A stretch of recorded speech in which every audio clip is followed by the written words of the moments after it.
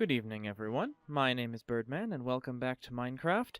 Good news! I finally found a desert. Way up there. Oh, and also another one over there. But for reference, we are here. 0, 0 is at the point between these four maps. That desert is about 6,000 blocks away, which is wonderful. This one's not quite as far, but yeah, so I'll have to build another portal over there at some point for easy transport. What else? Oh, yes, I finally fished up a name tag with my fishy pole, and I named it, so I have it up here in the hill, or in the chest here, you see? So we can finally give her her name. Excellent. Oh, I don't know why I didn't think of this before. These fences are a much better compromise than full blocks or half slabs or any other nonsense that I was trying. Do you like them, Ranger? Nah, she can't decide. Anyway, yes, welcome back. I haven't actually played much since the last time I recorded, but I've been doing a few things. This netherrack here is laying out the path the road will take over to our future fortress over in the mountains there. I'm gonna figuring out a few builds to do along the way. It's gonna be a nice little sort of town sprawl sort of thing. But the main thing that I wanted to do today was I've been having a lot of trouble getting a fortune pick. And I've been enchanting lots of books and just running out of levels, and I have all these ores saved up to mine with fortune. I have this pick ready to put a fortune book on. So I really want a fortune pick, and the only way to do that is to get a lot of experience, but getting a lot of experience can be difficult. You either have to, smelt a lot of iron and stuff, or go out and hunt monsters for nights on end, or fish for hours and hours and hours, and I don't want to do that. I want it to be easy. So we're going to build a blaze spawner. I already have it cobblestoned off and everything, so I will meet you over in my fortress in just a moment. Alright, here we are. If you have never made a mob grinder before using one of these spawners, or even if you have made one before but not recently, the spawning system has actually changed somewhat, because these spawners, they used to spawn, well, they still do, in an 8 by 8 XZ by 3Y area around the spawner, and that used to be centered on the, what is that? The northwest corner, I guess, the negative corner, which meant that your area was 8 by 8 by 3, and it went sort of 1, 2, 3, 4 blocks in that negative direction, and 4 blocks in that negative direction, and 3 in the positive directions, which gave you sort of a square like that, slightly offset. But now they changed it so that instead of being 4 and 4 and 3 and 3, it actually spawns in a 3.5 block radius, 3.5 blocks in every direction instead of 4 one way and 3 the other. Which, if you're like me and was planning to build it centered anyway, isn't too important. But if you're if you have, an old mob grinder, then you're missing out on space if you've built just an 8 by 8 chamber for them to spawn in, because it actually has to be 9 by 9 now, because half of each of these blocks on the side is viable spawning space, because they actually spawn at the half fraction in the middle of the block. Oh boy. I haven't gotten this very well safe yet, and I didn't bring my fire resistance potions. There we go. Anyway, I brought I wasn't sure whether I wanted to use either diorite or andesite for the main cage of the grinder here, but I'm not sure which. So let's see here. I'll get that set up very quickly. Yeah, the diorite looks better in my opinion. Just because, I don't know, I'm gonna be using iron bars for the windows in the cage, just because, well, A, it's a cage, and B, iron bars don't blow up when gas shoot them, so they're, you know, a good, mostly see-through option for windows in the nether. And the andesite and the iron bar is just too gray, so I think the diorite is better. I'll get that all built and then come back. So, I imagine if... Yeah, well, I was just thinking about this. If you've never actually seen an Ethonian-style blaze spawner before, blaze grinder, then this is probably pretty confusing to you, what I'm doing here. So let me try to explain before I go any further. Essentially, the spawning space for the blazes is that upper cage there. That's all open space for them to spawn in. But we will not be in here. So when blazes are not active, when they're not seeking something, they fall down until they're resting on solid ground. And the idea... sort of poking up there. The idea is that they will fall down, and we want to funnel them into one place, because we could have them all just fall into a room far below and then run in with a sword and be maniacs, but that's not really useful.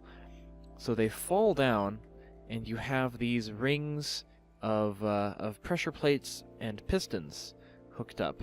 I don't have the blocks in, so these won't push me off yet, but if I... Well, here, I'll put this one on. So if a blaze spawned up there and fell down onto this pressure plate, he would get pushed off.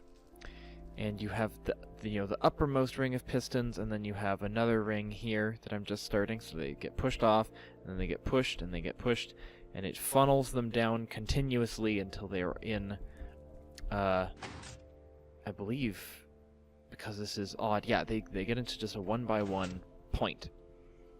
And once they're gathered there, you can do basically whatever you want with them. But what I'm going to do, well, I said Ethonian. This is his design. What Etho had, he had actually 2 blaze spawners that were right next to each other. And so he had a system where it was 2 of these cages, and it funneled down and then shuffled the streams of blazes together, and sort of had them gather up at one central point. I just have 1 blaze spawner, so I won't have to deal with that. What I do want to experiment with, though, I want to experiment with slime blocks here, because from what I understand, if you get pushed by a... I'm not in danger of falling off here, right? If you get pushed by a piston with a slime block attached, or if items do, you get pushed really far. Is that right? Well, okay. Two blocks? No. So 2... Maybe if I'm on the very edge. Okay, so it only pushes you like 2 blocks. I might have to figure something out other than that then, because I was planning on having a funnel down and then sort of using slime block pistons to push them along to over there, and then have them swim up a lava stream. But the slime blocks don't actually push you as far as I'd hoped they would. Well, we'll figure it out. Anyway, but that's the general idea, is just funnel them down into a single point, so you can deal with them more controlledly. Yeah. All right. So I think it's done. Although it's not done down here yet. I don't know what I'm gonna do down here, but for now, you know, this is good enough. So let me show you how it works. Let's climb up here. So let's say I am a blaze, and I have just spawned, you know, right in this block, and I fell and I caught myself on the windowsill, and I'm, you know, looking around, I'm a blaze, and then I decide, oh, I'm gonna walk this way. So what happens is I fall and get pushed. Oh, I forgot. Let me try that again. Pushed. Pushed.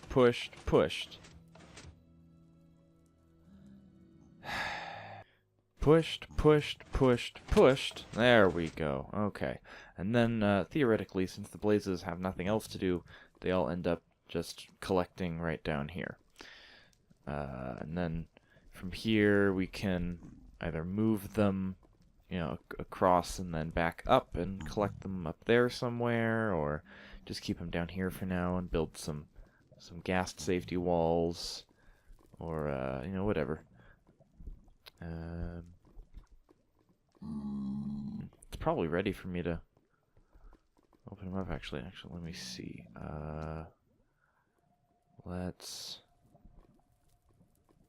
Well, I'll finish up. I'll brew some poison potions or something, and we'll do one test batch. Yeah. Alright, so it doesn't look the prettiest right now, but I'm actually out of slime balls, and to do the, you know, real wiring properly, I would need more sticky pistons for flip-flops, so that'll have to wait for another time. But basically what I've got this lever here, controls that piston up there, which shuts off the tunnels that they still collect there, but no more new ones can fall in, which is important because while you're, you know, poisoning them so you can punch them to death, you don't want new healthy ones falling in, otherwise you're going to be punching a lot. This lever here controls these pistons with the glass, the cover, and then this button fires this dispenser, which has these poison potions in it. And let's do our first test run.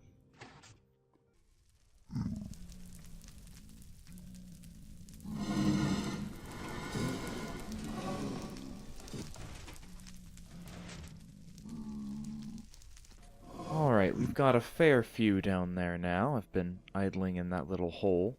So let's go see how well it works. Okay.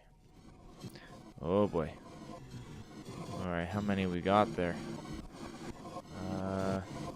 About 88 of them. Okay. I'm gonna turn particles off for a moment. That'll help a little. Okay. So let's see. Zombie pigman got in there somehow. So we close that, and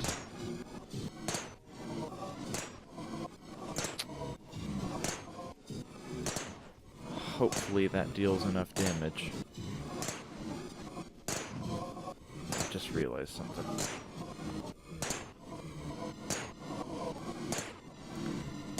Oh, this is gonna be bad. Yeah, that didn't deal near enough damage, huh? Let's fire another one. Yeah. Alright, so poison 2 potions is what'll be necessary. Just barely. Okay. I'm gonna do that so that I can do this.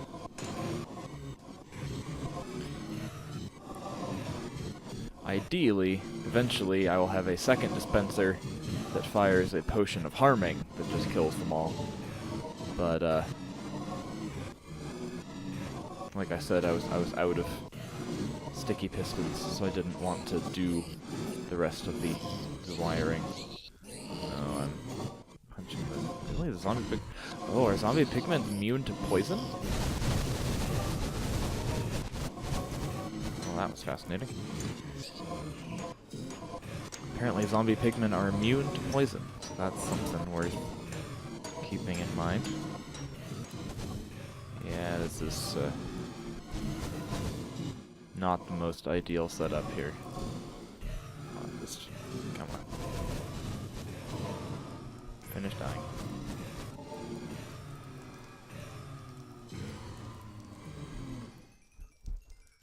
Okay.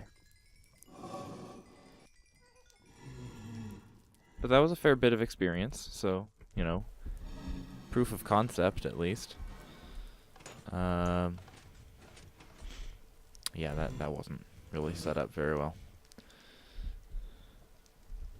Well, anyway, at least this part's done. This part took forever, so the wiring and such will come later. Okay, so I think I've actually got it better now. So I have now the lever. When I flip the lever, it closes the block in there and fires this back dispenser with the poison potions.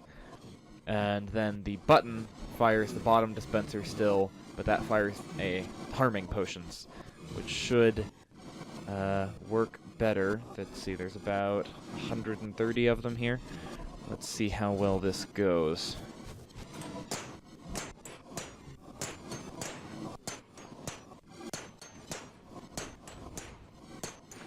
Alright. Looking good so far.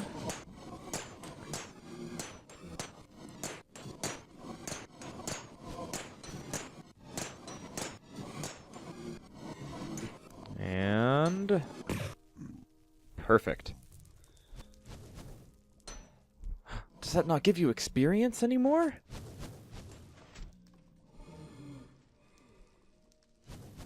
Oh no. Oh, you have to throw them yourself.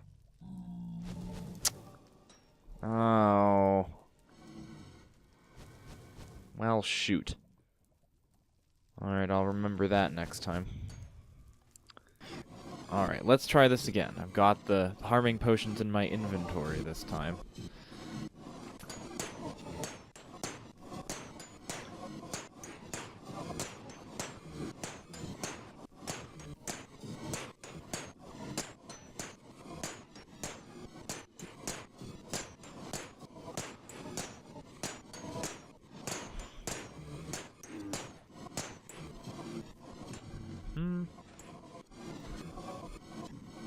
Oh, that wasn't what I wanted to do. Okay. Throw. There we go.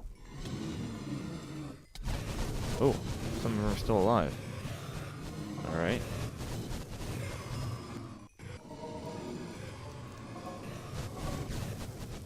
Can't see them, but it's odd that only most of them died, not all of them. They all got poisoned the same amount.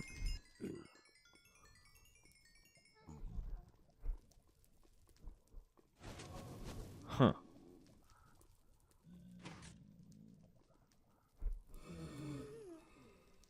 Oh, whatever. Alright, big money, no whammy, no whammy. Yes! Perfect. Oh. Boy, am I glad I spent all that time building that thing now. Let's see, what else can we get on books? Oh, there's a sharpness. Alright, good, yeah. Okay, well, now that we have this lovely fortune pick, we can mine out all these ores I was waiting on. Oh yeah, the emeralds too. Let me build a tower out of these really quick. Aw, yeah. This is my favorite part of mining trips, honestly, is saving all the ores with Silk Touch and just building a big tower out of them. Look at that. Alright, let's get up there. See how good my luck is today. Oh, wow, I'm good at this. Oh. They made the ender pearl noise much quieter. It's not the falling noise anymore. Alrighty. Let's see how much I get out of this. Let's see. I'll keep you on for the diamonds. Let's see, I had 27 ore, the diamonds, I believe. And, oh, man, I love fortune. Oh, I love it so much. I'm glad I saved this all. 60 diamonds out of 27 ore. I hope none fell down. Oh, a few fell down. Alright, I'll finish mining this really quick. Boy, do I love fortune. My goodness. Look at what we got here. This was, I think, maybe a stack and a half-ish of coal ore, a stack and a half of redstone ore, six lapis ore, 6. And then I had the 27 diamond ore, so about doubled my diamonds, and I think I had about 13 emerald ores too, so about doubled my emeralds. I love fortune. That's the whole reason I built that blaze farm, was just to get a fortune pick, so, hey, mission accomplished. Alright, let's see what we can get out of armor pieces. Let's see here. Ooh. Unbreaking is good, but they're not guaranteed to get basic protection, which is what I really want. Respiration. Because if you have, like, fire protection, only protects against fire, and projectile protection against arrows and stuff, and there's blast protection. But basic protection, it's not as good against the specific things as the other protections, but it's much better all around. So basic protection is what you really want. But unbreaking, I'm not sure we'll be able to pass that up. What did we have here? We had punch and efficiency. Yeah, no, those are crap books. Alright, let's try... Okay. Okay, that's good. I'll take that. See here, the pants are set to get blast protection, so I don't want that. What are the books at now? Smite. Oh, I'll take unbreaking. Alright. Okay, now they're back to unbreaking. And the helmet. Helmet also unbreaking. Alright, let's see if I can get 5 more levels somewhere.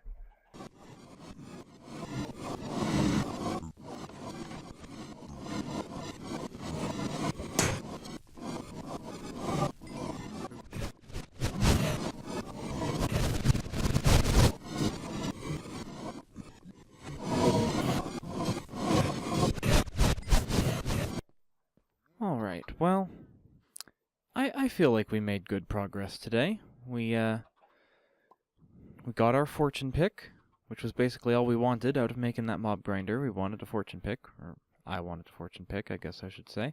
And we have a mob grinder for future uses. We've started enchanting our armor there, and it's all got protection and unbreaking. Do these have unbreaking? No, sorry. These don't have unbreaking yet. But they do have Depth Strider, and I tried it out, and oh boy do I love Depth Strider. Depth, it's hard to say. Anyway, so yeah, I hope you enjoyed my grinder, although I didn't explain it very well, but, you know, I can do more explaining in the future if you so desire. Still haven't quite figured out these endings, but I'll say I hope to see you again someday. But until I do, goodbye.